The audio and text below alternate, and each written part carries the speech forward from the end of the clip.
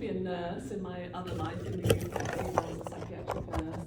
I went to King's College, kind of London University, and then 25 plus years ago I came here and went back to school because I did not want to do nursing, and became a social worker. As a social worker, I was particularly interested in therapy and helping people to heal. And I kind of lucked out in terms of my first year internship was with survivors of childhood abuse and neglect here in DC. And from there, that sort of, propelled my career forward, because I felt like I'd never heard stories like this. I'll say when I did my first year internship, I sat in silence for an entire year because we had to do this year-long internship, working with survivors of abuse and neglect in a group setting, 6 hours a day, 6 groups a day. It was incredibly intense. People who were suicidal, sometimes homicidal, self-harming, substance use, eating disorders, all the sort of chronic kind of mental illnesses that are associated with pretty severe abuse and neglect. And part of the reason I say I sat in silence was because the stories that I had never heard anything like that before. The intensity of pain that people grew up in, and that they were still alive and coming into therapy. But I actually learned an awful lot from them and from the people that were running the groups. And what I found out was that I actually do like mental health, because when I was a nurse, I was like, I'm not sure that anybody gets better from therapy and treatment. You know, we just have to learn kind of how to live with the things that happen to us. But when I was in this program, I saw people getting better. Because what we were doing was treating the problem that causes the symptoms. So one of the things that I've written about, and actually I wrote about in the book that I've written, which is a very long title called Understanding the Paradox of Surviving Childhood Trauma, is really taking the idea that a lot of the way that we see mental health currently in this, where we are right now, is that people come into therapy with problems. They come in with depression, they come in with anxiety, they come in with PTSD, they come in with substance use issues, they come in with eating disorders or gambling problems. And that as mental health professionals, our job is to fix the problem, right? When really what I see, or what I learned through the years of working with survivors of abuse and neglect is that all those things, depression, anxiety, suicidality, all of that were actually solutions to the bigger problem of how to manage trauma, how to manage and deal with the things that have happened to you. So, for example, I'll say depression is kind of like a wet, weighted blanket. It makes everything, excuse my language, vaguely shitty, but it numbs everything out. And it is better than feeling pain, it's better than feeling abandonment, it's better than feeling loss, it's better than feeling betrayal. All of these things kind of go underneath this blanket. And so when we lift the blanket of depression, we're left with traumatic experiences, and we have to be able to help people work through those experiences. But if we just try to get rid of the depression, something else is going to come in and take its place. So, which is what I would see over and over again, which was when I was nursing, I was like, people don't get better because one symptom replaces another symptom. But if you can get in and underneath, you can actually deal with the issues. And I always say to my clients, if you can be sad, then you don't have to be depressed, right? And so it's a very different way of looking at and understanding how we deal with symptoms and problems that present themselves within mental health. For example, another example I often use, and we talk about a lot in the book, is like dealing with suicidality. So I have a lot of clients, although I don't work with as many clients anymore, who were actively suicidal. And for many therapists, this is a real challenge, right? Because we have no control over our clients. So we would make, agreements and contracts with people, but they really weren't worth the paper that they were written on.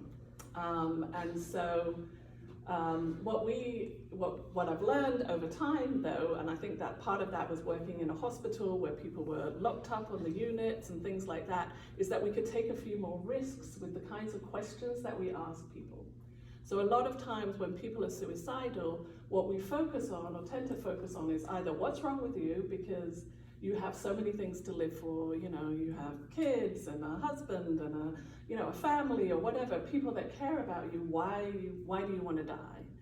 And the response is usually because I think everybody would be better off without me. So that's one of the things. And then we also focus on, in mental health, we tend to focus on reasons for living. We have all these reasons for living. And the thing that we found was that over time, actually, those reasons for living weren't enough. Otherwise, they wouldn't be suicidal. And so what we figured out was actually suicide was a rescue plan, right? That when somebody is making a plan for suicide, like an active plan for suicide, everything kind of calms down because they know what they're going to do in order to get out of that situation.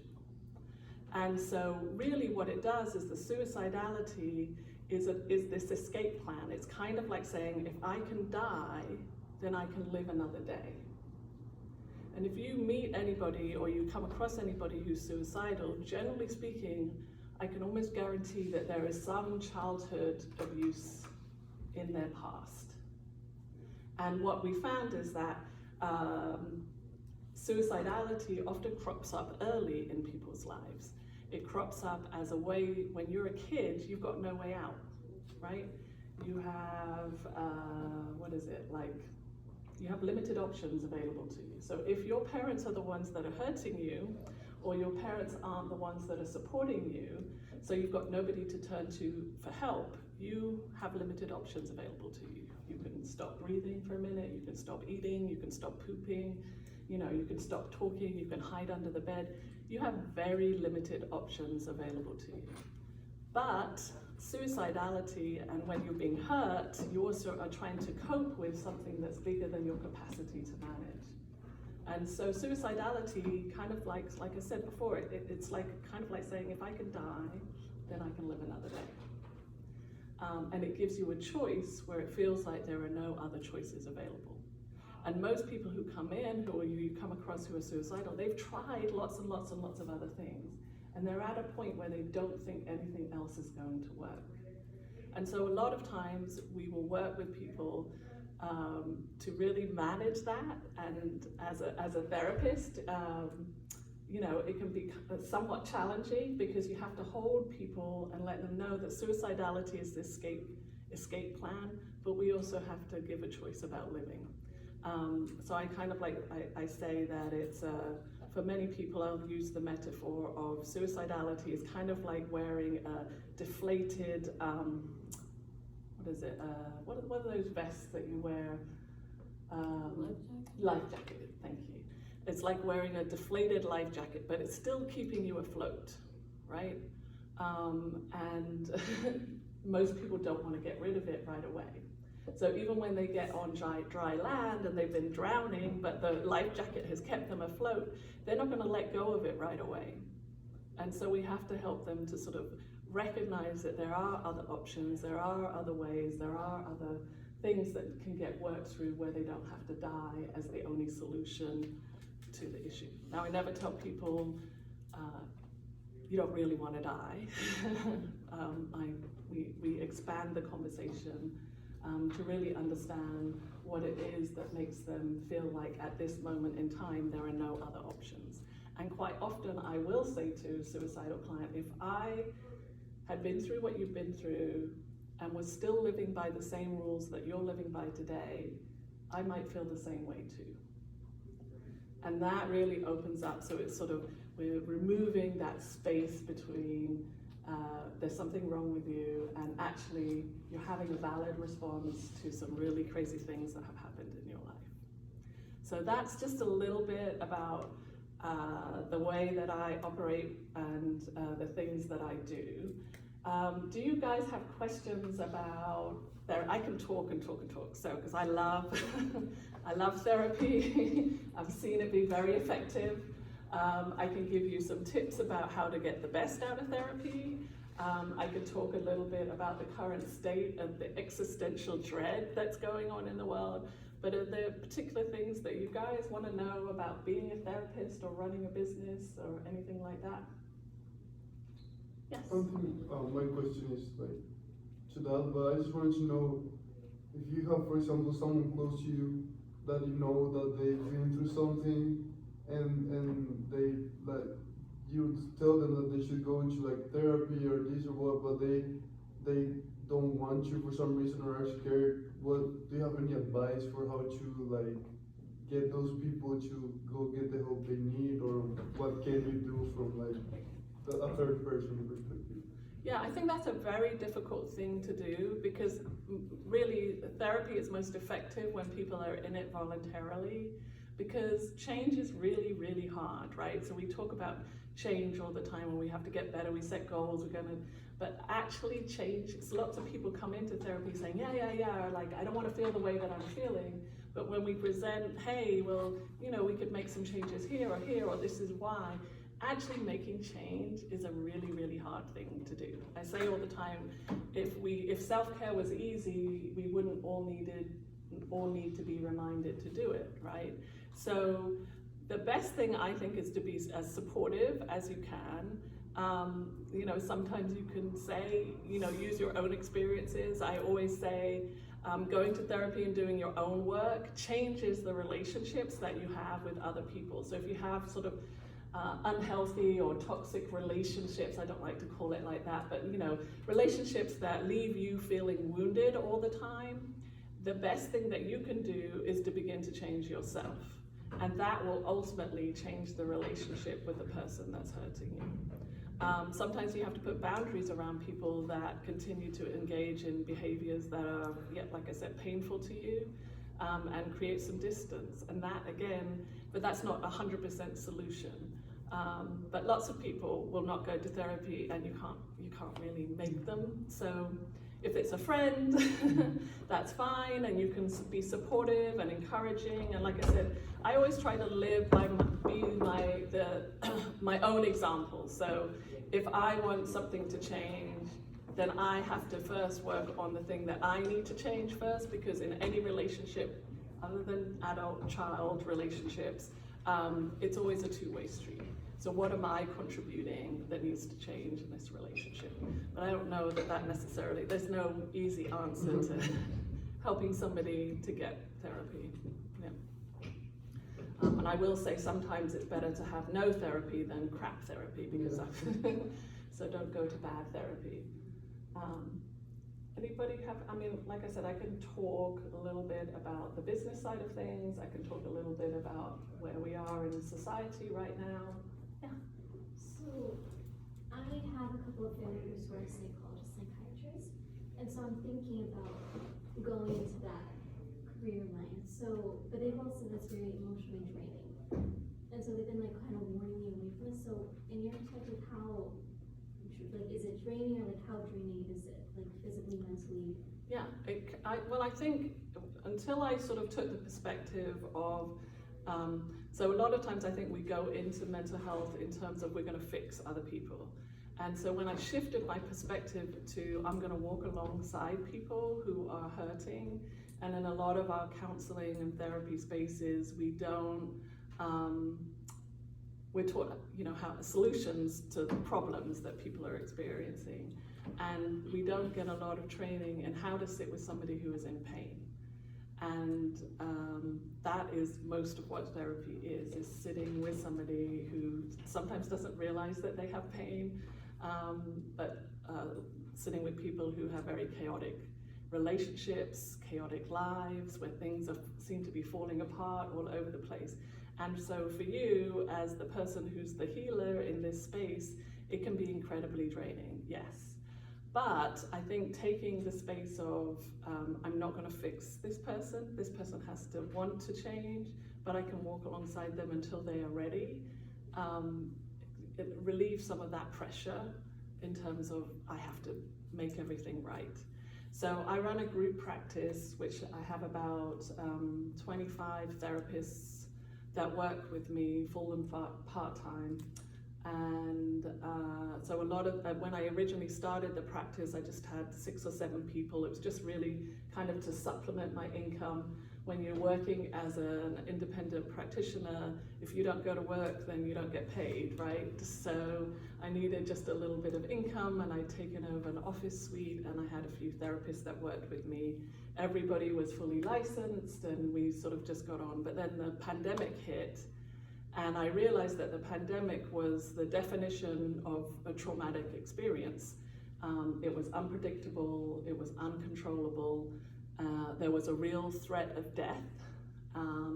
And politics aside, at the time, our leadership really wasn't taking a very sort of authoritative approach. So we were left to pretty much our own devices in terms of some people were following the rules, some people weren't.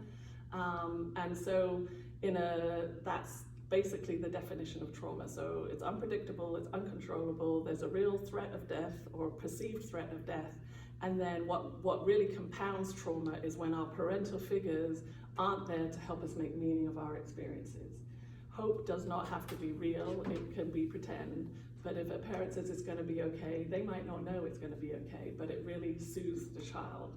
When we were left sort of to our own devices in COVID, with no one to say it's going to be okay because nobody knew, right? Who was going to survive and who wasn't, it puts a lot of stress on us. And then with the social isolation, with sort of people not going to work, people not doing their sporting activities, all the kinds of things that we usually do to cope, all of those things were taken away from us.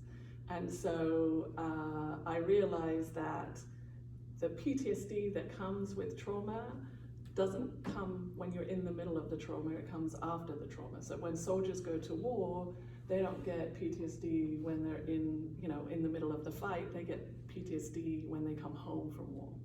So I knew that the effects of COVID were going to be felt long after the pandemic kind of died down in the state that we're in, because that's what happens. We brace ourselves, we get through, we dissociate, we disconnect, we use substances, we do whatever we need to do to get through the trauma. And then on the other side, we have to make sense of what has happened to us.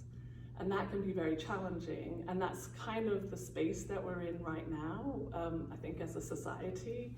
I think, you see it most clearly, I think, in the kids that are struggling, and the younger people who are much more impacted by this, and the parents the adults in the world are sort of going around like nothing really ever happened, but we've all been hugely impacted, and it made us stop and think about, what does this mean, right? When we have a trauma, it tends to affect our ability to be in relationships, it affects our spirituality, it affects our physiology. When we live in a constant stressful state, it makes things very challenging. So we're still reverberating from the effects of the pandemic. So I don't know, it's a very long-winded answer. In terms of, yes, it can affect your mental health, but I think it's all about the way that you approach the problem, rather than, so that would make that adjustment. Although did somebody ask another question? Anyway, is that right? Yes, okay. I went off on one of my little tangents. I'm a little ADD, so I can go on. I'm not ADD. But there is such a thing as therapists seeking therapy.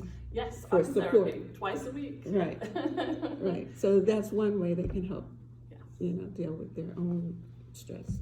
Yes, definitely. Again, and I think having lots of support in terms of like other mental health, practitioners and things like that. Mm-hmm. But mostly, it's about your how you approach the work. I think has that effect. So I could tell you a little bit as I'm not going to ask has anybody been to therapy, but generally speaking, when people come into therapy, I say there are 5 things that you can do that will really help you make the most of the therapy situation. Because it's you know, an hour a week, 50 minutes a week isn't going to change very much. So you have to actually do some other things and recognize that going to therapy is about healing, and it's not just in this one narrow thing. It's a whole life change. I sort of see it as an investment in yourself. So you need to spend some time making sure that first of all, you have to hire the right person. So you are employing somebody to help you. So it's really important that you interview people to make sure that you find the right fit. I think that a lot of times we just go to what our insurance will pay for, what is available, what is around the corner. And I really think it's important that you take the time to actually interview your therapist. I can send Dr. Hunter a list of questions that you can actually ask a therapist. But I generally say don't ask all of them. There's about 20 questions, but to pick 3 or 4. Most of the time when we go into a therapy session, we won't ask our therapist too many questions. The therapist does all of the asking. So it's really important that you hire somebody that is going to be a good fit. Because regardless of the techniques that are used, it's usually about the relationship that's most important. But once you're in therapy and you've decided that you can afford to go and it's in a good location and you feel like the therapist gets you a little bit, then you need to take some time for self-reflection. So I generally ask all of my clients to do some journaling, or if they don't want to journal, I'm like, you can do it on your phone. I like a nice notepad and pen, but you need to spend some time reflecting on yourself, because this is what therapy is about, right? It's about talking about you, what your issues are, what your history is, how these kinds of things, what your values are, what your beliefs are, what the rules because we all have rules that we live our lives by, and we're going to look at that. And if we only talk about it or you only think about it for the 50 minutes that you're in therapy, then not much is going to shift. So take some time to journal or self-reflect. The second thing I ask people to do is take care of their physical health, because our physical and our mental health are intimately connected. And so if we're not taking care of our physical health and we have pain, it's going to affect our mental health, right? So when we're in pain, everything becomes a little bit more unbearable. If we're not getting enough sleep, everything becomes a little bit more overwhelming. So it's really important that you take care of your physical health, that you go to the doctor. For many survivors of abuse and neglect, going to a doctor or going to a dentist is really scary. So we have a list of dentists and doctors that accept people or who work with people who have a history of trauma, who understand the fear that goes with those situations. But it's really important in terms of your mental health to also take care of your physical health. And often if you take care of your mental health, it will help your physical health too. So it goes hand in hand. More and more they're finding that connection between the two, and so we can't ignore it. The third thing is to find community. So we cannot heal just by ourselves. We need people around us who can support us. And I say we need 5 people who know our heart. And in this day and age, it's like physical relationships, but it can be on the phone. It can start sometimes with just your therapist. I say sometimes it can be your therapist and psychiatrist if that's what you need it to be. But you need 5 people who know your heart. And so over time and during the course of therapy, you can build up those relationships, or maybe get rid of some relationships that are not so healthy, people that you feel that you can be vulnerable with and who will support you and challenge you and help you when you're down. The fourth thing is, spirituality. I believe that we're all spiritual people. And my job as a therapist is not to tell you to go to church or go to synagogue or temple or whatever, but my job is to say, hey, you're a spiritual person, and particularly when we've been traumatized, that affects our spirituality, our belief systems. But spirituality does a couple of things. It provides us with community and the ability to sort of feel connected in terms of that there's something larger than myself. So, so that's what I said. And for some people who are very non-religious or anti-religion, I say it's okay to even just go into nature, because nature reminds us that there's a bigger world around, that there's beauty, that there is order in the chaos. It helps us to feel more connected. And there's lots of neurobiology stuff that proves that nature is a really wonderful way, has a wonderful way of healing us and helping us. So spending some time in nature. And then the last thing is creativity. So creativity, I believe that we're also very creative people. Most people think of creativity and they think of art, or I'm not a good artist, or I can't draw, or I can't paint, whatever. It's not about that. It's about the ability to take something and make something, whether it's music, whether it's dance, whether it's knitting, whether it's coloring, it doesn't matter. And often I'll start my clients off with just some coloring. It's a basic tool. It allows our brains to kind of calm down. We have to focus enough to sort of stay within the lines, but not too much that if I'm struggling with depression, that I can't do it. So there's lots of things, and creativity, and I believe art in and of itself is a wonderful thing, because what it can do is it can help us to describe what it is that we're feeling. Because sometimes there are no words, right, for what it is that we have been through. And our art will allow us to describe something for which we cannot express in a cognitive sort of verbal way. But it can also help us not just describe what we feel, it can transform what we feel. You can take a very, very dark picture, a very, very dark movement, a very, very dark piece of music, and you can add a little light, right? And that transforms the whole picture, and is a sort of a reflection of your own, struggle, but that there is always hope. So that's what I say. So you need to have the 5 things to help you get the most of therapy: self-reflection, journaling, taking care of your physical health, finding community, spirituality, and creativity. So. Thank you so much. Yeah. Any other questions?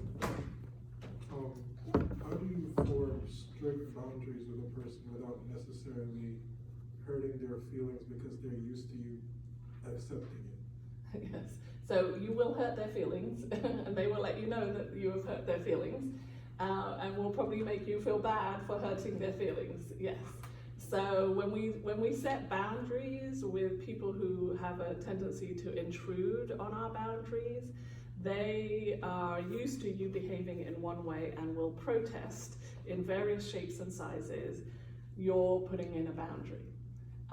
And I say this, having worked with many people who have had very intrusive and painful parents, or traumatizing parents, that in some respects it doesn't matter whether you put the boundary in or not. If they're not if they're not hurting you anymore, that's fine.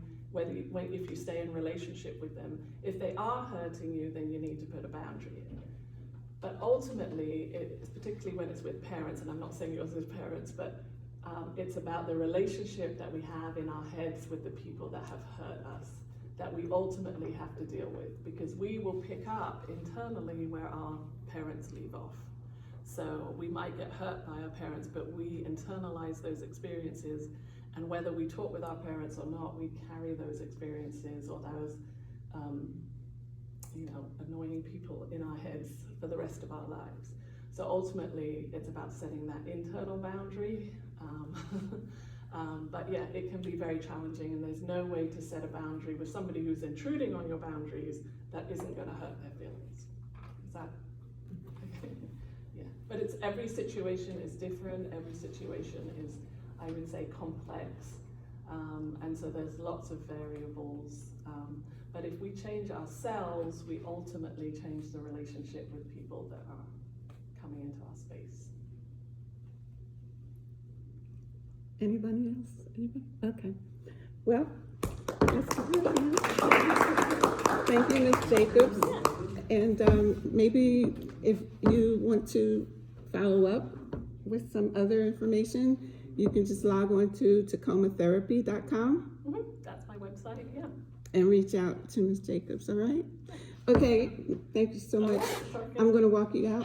Now, I put a 10-minute write on the content page, and it's about the 13.3 section of our textbook. So if you